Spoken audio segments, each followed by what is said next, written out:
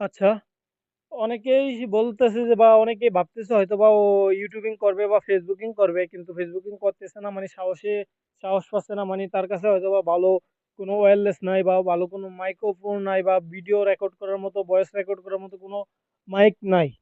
তো তাদের উদ্দেশ্যে বলতেছি, আপনারা এই 2024 সালের এই যুগে হয়তোবা এরকম একটা এয়ারপোর্ট আপনার কাছে নিশ্চয়ই আছে।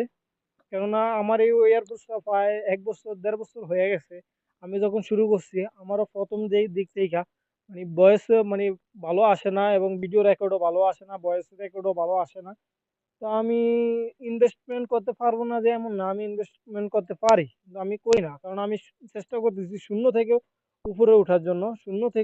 মানে শূন্য থেকেও আরকি 100% আমার পুরোটা 100% আরকি শূন্য থেকে 100 উপরে উঠার জন্য আমি চেষ্টা করতেছি।